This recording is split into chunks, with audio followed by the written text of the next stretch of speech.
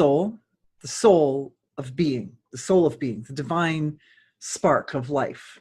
It goes through progressively and sequentially unfolding incarnations. So in other words, where you will be in the future will be a higher, more evolved level than where you are now. Even if it doesn't appear to be so, even if it sometimes appears to go backwards, it's still overall thrust of the universe is forward because we live in an expanding universe. So we're moving forward. So what that means is that very often souls move from simpler forms and even on earth through animal incarnations and then up into human incarnations. And human reality is so beautiful. The essence of our nature is expansion. The essence of human nature, expansion. Because that's what we do. We learn new things and we have experiences we didn't have before and we get surprised. And so human nature has this ability to do this expansion thing, which is an exquisite gift to the creator, because the creator is everything. Everything that ever was, everything that ever will be. So there are no surprises to the creator, right?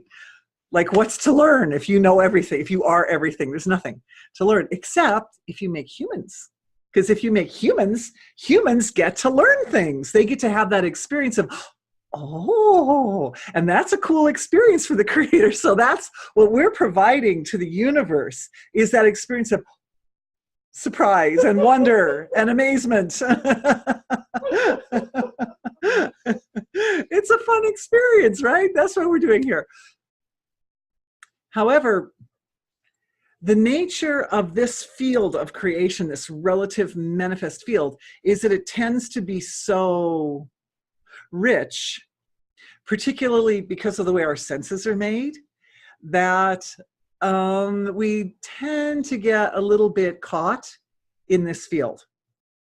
So what's happened over the course of centuries upon centuries is that souls have evolved up into the human condition and then gotten kind of stuck at this level. So what we see is an expansion of population. We see lots of people in our world who are rising in their ability to embrace the deepest levels of truth, but not there yet. And that covering of the relative has kind of kept us caught in this human condition. So what's happened is we've been exploring for centuries the process of evolution from like a more animal state up through what does it mean to be human, what does it mean to be human, like that. And at the upper end of the frequency band of reality, remember our x-axis, right? So from not fun to fun, or from hellish to heavenly, or however you want to look at that relationship, we've explored the beginning phases and the journey. But the upper end is a little bit nebulous. And the reason is that in order to really understand the upper end and those higher frequencies, it's necessary to hone our senses and our perceptual ability to dive into the really finer levels of creation, the areas that are not relative material. The areas that are not relative material. So it hasn't been explored very much. The upper end of the y-axis, x-axis, hasn't been explored very much. So it occurred to me that as a session, as a webinar, what would be useful, would be valuable, as an aha moment, is to do healings for the upper range, to open that upper range up, and to be able to really see what are the fine mechanics. How does the human condition, how does the human psyche and the human being move from the human condition, and how does it integrate up into those finer, more beautiful levels of the relative manifest world in which we live? How do we embody divinity? So that's the area that I wanted to work in with today's webinar. How do we expand our consciousness into that level?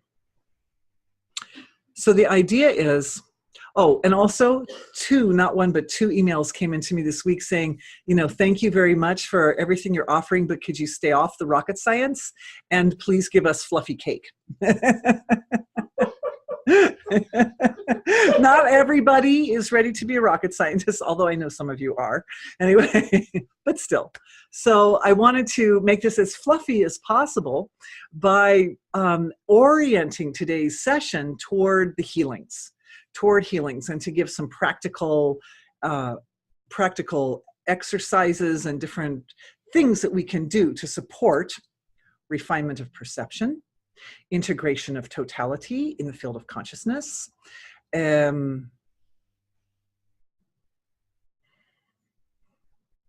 opening of the channels of communication from the very finest levels of creation to this point where we all are right now. All right. So on that note, first thing I want to check in with everybody. This is what I do at the beginning. I check in and want to take a read on everybody's energy field and how we're doing here, how everybody is. So the first thing that I'm feeling is very nice, is a kind of an expansion of sweetness in the physiology. And what I see happening is an opening of internal communication channels. This is like healing happening. This is just me reporting what you guys are doing. Opening internal communication channels. So this means purification for the endocrine system, among other things. Because the endocrine system is that part of the physiology that's responsible for actual physical communication. We send neurochemicals through our body and we talk to ourselves through neurochemical language. So as that's opening, what's happening is a really nice flow. At the same time, the communication channels are opening, they're softening. And I'm seeing that coming with a flow, a kind of activation at a very fine level of the physiology, down in that collective level of the physiology of a very sweet love. And that's the love that is given from the self to the self. It's a flow of love that connects between one's universal self and individual self. And so as that's opening, there's a lot of softening. It's softening for the physiology, for the physical self, softening for, I'm seeing some opening in the throat, neck area, because that's also where we communicate to ourselves.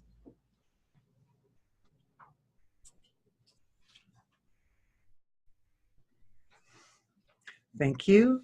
And it's going down into the solar plexus area, and I'm seeing down in that area some increase in self-trust. Now, as this healing is happening, what's really happening is we're activating and bringing forth values of goodness and sweetness and our own divine being manifesting forth in different flavors and in different ways that are very supportive of the physiology, that are healing for the physiology. But as that happens, the key to powerfully incorporating this healing process and being able to harness it at a moment's notice, because that's what we're really doing in these webinars. These webinars, guys, are actually my advanced program. People ask me, could you do an advanced program to teach us how to do energy healing? Well, you know what? That's what these energy healing webinars really are. This is where we get into the deep nitty-gritty, like very juicy stuff, the juicy material. So I'm checking in the group, and I'm checking everybody in the group, and we've got a lot of people online tonight. And a big shout out to everybody in Ogden, because we've got a group of people in Ogden, Utah too. Thank you all for being with me. What I'm doing is I'm checking in with everybody where their point of balance is. Balance. That means balance between individuality and universality. It means balance between hell and heaven. It means balance between the right and left sides of the physiology. And I'm seeing the point of balance in the body likes to sit right in there in the limbic system, right up at the Ajna chakra area, but even the whole structure in front of the Ajna chakra. Ajna chakra is considered the pineal gland, but it is just a little tiny organ. But this whole area, this whole inner area of the brain that comes right out as the senses, that area is the part of the physiology where we establish balance. It runs right up and down through the whole physiology. I'm seeing the balance first established here for everybody, and then run right up and down the physiology. And that cord of light that runs from the crown of the head down through the body and into Mother Earth. Good job, everybody. So I'm just feeling that point of balance. And the relationship between balance and imbalance. Even there, the point of balance stabilizes.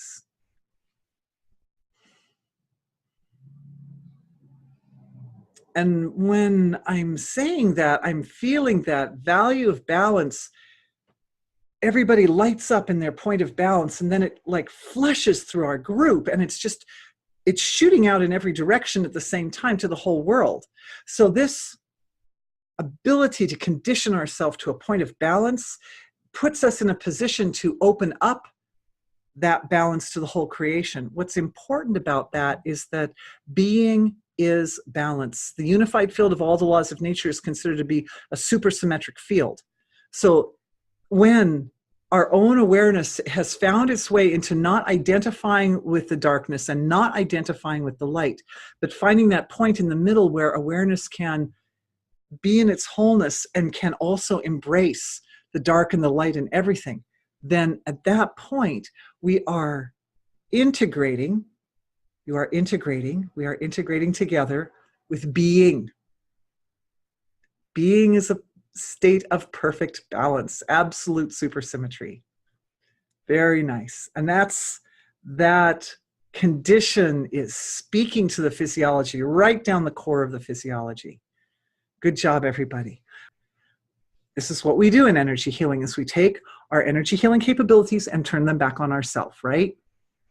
And if I put my attention on that central core of my physiology, it gets completely activated and livened up and balanced, and all of a sudden I feel better, and every part of the bilateral symmetry of my physiology kind of chinks into place and feels better. So what we're doing is we're taking our own attention and our own consciousness and turning it around on our own physiologies and healing ourselves. And if you want, you can use your hand wherever something doesn't feel comfortable, because that also helps to kind of focus the attention. So when a person is naturally practicing self-nurturing technologies such as energy healing, then there isn't a feeling of, oh, I need to go get some energy from somebody else. Then that doesn't happen. So what's going on, technically speaking, with people who are kind of more exploitative is that their own inner structure that's responsible for their self-love and their self-entertainment and their self-nourishment and their self-support and their self-acknowledgement, that part, it's not functioning so well. I have, over the years, given a name to that part of the physiology, call it superconscious. And that's actually a name that my dear friend Nick offered to me. Superconscious represents that part of the physiology that ranges from very subtle to very dense, and it's the part of the body, it's the part of the self energetically that's responsible for self-healing and self-loving and self-protection and self-support. And sometimes when people are little, they give away their autonomous control over that part of themselves. That happens because it's a known fact that if you have control over another person's ability to love themselves, you have control over them. And that happens sometimes, that when we are innocent or vulnerable, somebody else comes along and says, well, I'm going to help you out here by taking control of your ability to love yourself. And when that happens, things can go bad. So this is a good time looking into our group and looking into not just who and what we are right now, but looking into the past and the future and the whole world, because this is for the transmigration of souls, right? So we're looking to the whole world. How can we help everyone on earth comfortably, without guilt, without shame, without remorse, own the autonomous control over their own superconscious. How can we go in? Okay, so the answer's coming. Thank you, everybody. This is so cool. So in the field of consciousness, in the web of life, there's a particular energy resonation that's specifically for the superconscious. It's specifically for that part of being. And so what we're doing is, as a group, we're feeling into that aspect of consciousness. It's a very cool thing because it ranges from subtle to gross, and because you can nurture yourself just by your attention in a pure awareness way, or all the way to the physical, take a magnesium bath, or eat some delicious food, or give yourself an oil massage, or whatever. You can, all the way to the physical material, all the way to the subtle. We can take action that is self-nourishing and self-supporting and self-protecting, put on a seatbelt, right? And in that, I'm looking at it, and here's what I'm seeing, because I get to be your eye, I get to be another set of eyes and the mouth here. And what I'm seeing is there are discordant feelings stuck in that part of the being at a collective level, the collective of the world. There's a kind of a deep remorse. Feels like the act of letting go of control over that has caused some lack of self-trust. There's fear. Oh, a lot of people, oh, look at that. See, we're learning. I'm learning as I'm going along. Aha, oh, that sometimes people feel like not confident to be able to effectively protect themselves or love themselves or be the person for themselves that they need. There's fear. People are afraid. Okay, great. That's great to know. So just moving in. So we're identifying on one side of the axis, we have fear and lack of self-trust and other discordant feelings along with that. And then at the other end of the spectrum, we have the values of being that are the antidote. And we position right in the center, so that we get to witness. So from the center position, looking at those darker feelings in the superconscious of everybody, what I feel coming up is, of course, is anybody surprised? Compassion, deep self-love, the self-acceptance without judgment, love without judgment. I think that those words sum it up really nicely. They sum it up nicely. So what are we doing? We've got this situation that's kind of like very abstract. It's kind of chaotic. We have a lot of people on earth that don't know how to love themselves, and due to that end up feeling like they need to extract love from their environment, manipulated out of the environment forcefully or something. And we've got this tremendous potential within each human being to be able to turn their own love back on themselves and self-nurture and self-heal and self-protect. And so by maintaining the state of balance, in the state of balance, everything relaxes. So awareness relaxes down to that state of being, state of balance, and allow those energies to just interact with each other in a really beautiful way. So I'm just watching it. I'll let you know what I see. This is very cool. So there's a range. This is what I'm seeing. There's a range of self-dislike, and there's a range of potential to love. And for the more people don't like themselves, the more powerful their own potential to love must become in order to balance that. And so for those who I would say are in the worst condition, they're the ones who receive the most intense, the most powerful, sweetest impulses of self-capability to support and protect and acknowledge and adore, etc.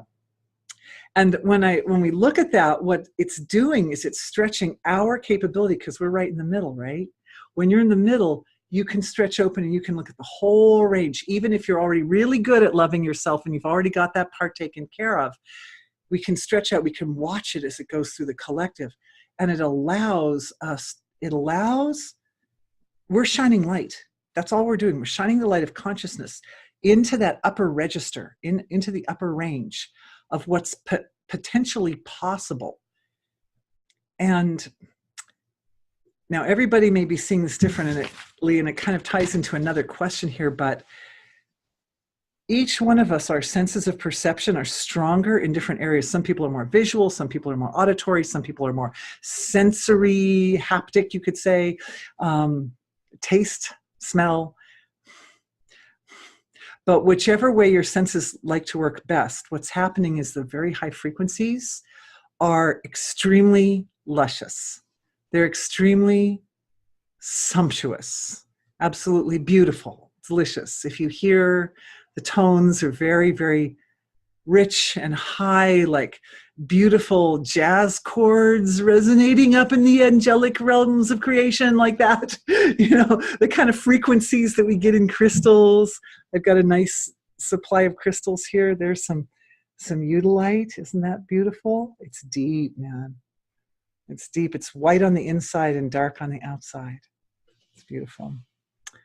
Okay, so those high frequencies, and what that does is it starts to tune our senses of perception into finer degrees so that we can really comprehend the reality at the junction between where humanity resides mostly, hey, and those fine realms of creation that as a race, we are stretching into. And what that does is that's going to smooth out the transition of souls, the transmigration of souls from the human condition into divine level of reality, divine condition, in a way which is full of grace and absolutely beautiful, absolutely comfortable, and absolutely fulfilling. Part of the problem is it's very fulfilling to be human. We get to enjoy a very special status in creation. We get to learn. Okay. All right. So I'm opening up my question box here. So one beautiful lady says, yes, she wants the fluffy cake. Refinement of perception, communications, yes. So this work that we did to balance in the limbic system, this is for expanding the ability to see and perceive at finer levels.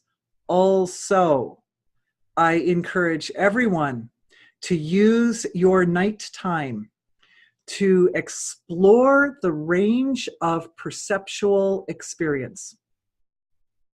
That means, and right here, this is a very interesting healing part of the session, where what we're doing is we're clicking into, what I'm doing is and as a collective, we're doing this, is we're feeling into the nervous system the way it functions in sleep and dream state. Because the nervous system functions differently in sleep and dream than it does in waking. And the senses of perception function a little differently. There's more of an overlap. It's more abstract, the way the senses of perception function in sleep and dream. So the overlap there between the senses. So it's much more common in sleep and dream state to experience synesthesic experiences. That means like hearing colors and tasting feelings like that, those kind of overlaps.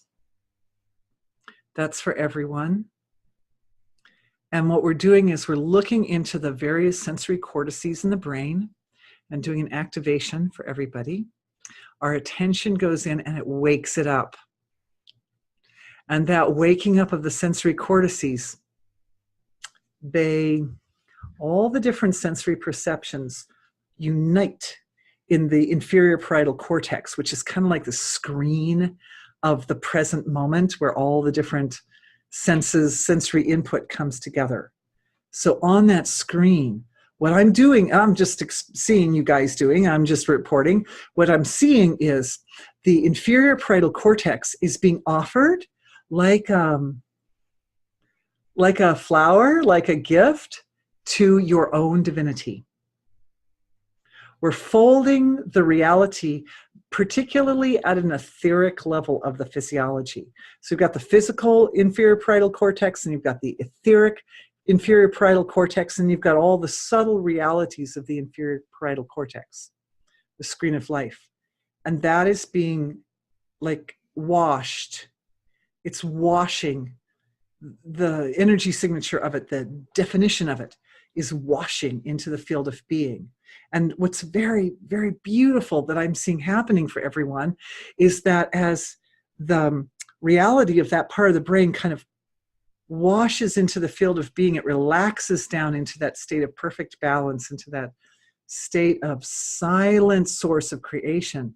The silent source of creation is also fluffy cake stuff. It's also rising up. It's manifesting into the relative level of this portion of the physiology, and it's integrating and imbuing its own nature into the inferior parietal cortex. So the inferior parietal cortex is getting a big sort of overhaul right now for all of us.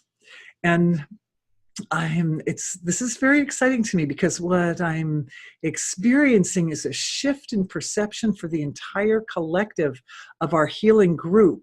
And as the perception starts to expand and upgrade, at the same time, we're also becoming more aware of what we're doing together as a collective in order to heal ourselves and in order to heal the world. So that's very beautiful. Thank you. That was amazing. And I'm feeling a lot of waves of gratitude rolling through the system, through the body, through the inferior parietal cortex, because wow, how precious it is to actually have that in our brains, right? That's a beautiful thing. We love you, inferior parietal cortex. We love you being as the inferior parietal cortex. It's an amazing thing. We have these physiologies. The physiologies are so useful. So interesting. And it's interesting, I'm just feeling the energy of the gratitude and the transformation that's taking place in that part of the physiology, just kind of like gelling a little bit, integrating, settling in. There's a little bit of a process that's taking place here. That's what it feels like. It's kind of getting used to it. Our bodies are kind of getting used to it. And evidently that's important. Otherwise it wouldn't be happening. So the getting used to part involves a flow of bliss, and it involves more neural connections between the inferior parietal cortex and the area right up at the top of the brainstem, that area that's got the ventral tegmental area and the substantia nigra, where the dopamine is produced. So in other words, the upshot of the healing for the inferior parietal cortex is increased flow of bliss in the brain and through the entire structure, but particularly for the part of for the senses to perceive bliss, in the relative. So when you see green or when you see red, it's not just red, it's like yummy red. It's like sumptuous. And that's when we start to recognize the divinity in all things and in every perception, and the act of perception itself as a manifestation of divinity. It's being offered to the ancestors. Thank you. That's you guys.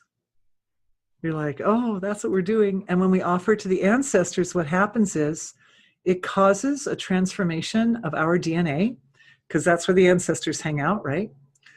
And that means our bodies are literally restructuring themselves from the DNA up in order to accommodate this experience. Very nice. More bliss. Gratitude, of course, because the ancestors are always grateful when they also receive healing, and they also receive the resources required to allow them to experience more bliss in their lives. Life was harder 100 years ago. 500 years ago, 1,000 years ago. So by offering this healing to our own ancestral lines, what we're doing is promoting a healing through the ages and through the collective of our world. Because my ancestors, some of them were your ancestors, and they sure as heck were also ancestors to people who aren't even in on this call. So what that means is that we're supporting a transformation that touches everyone. And I can just ask, we'll just ask in the Akashic Record, well, how far back does it go? We are not measuring generations, we're measuring years, 100, 1,000, 2,000, 3,000, 2,000, 2001, 2, 3, 4, 5, 6, about 2,500 years. 2,500 years. That pretty much covers everybody alive on Earth right now. Beautiful, beautiful, beautiful, beautiful. And it's attracting the attention. I love it. We're just going from one healing to another. This is so beautiful. So another healing, it's attracting the attention of Earth intelligence, which are more subtle, or I would say other inhabitants in our sphere that are on finer levels of creation, like the stones. Like the stones. I mean, these are living things. These are living, beautiful things.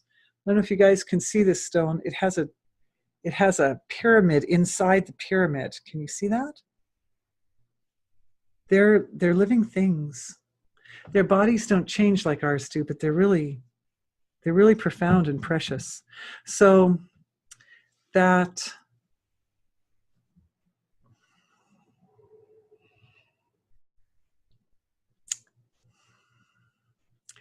okay.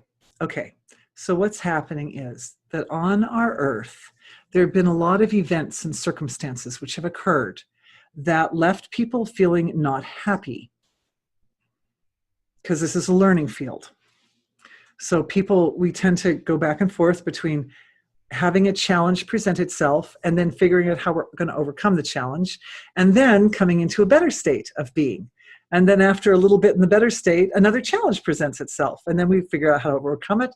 And then by overcoming it, we come into a better state of being. And we've been kind of like slowly, step by step, crawling up the ladder over the long course of time. But often at these points,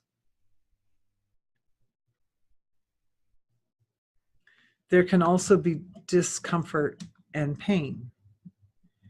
And the shift that's being created right now is basically, this perceptual shift is basically awakening the ability in the ancestors to access their own healing potential, and particularly their own, if you want to call them up at the happy end of the x-axis, those energy frequencies or aspects of self which are at a very high level, very refined, like angelic structures, like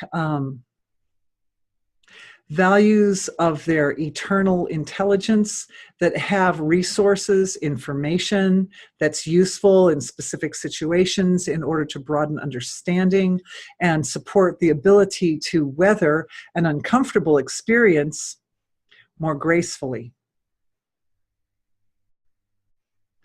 And we can even look at those values of the intelligence of our ancestors as being. Aspects of ourself, but also forms of divine being that manifest in a very pure way, like the soul of a stone. Very simple physiology, but very pure consciousness.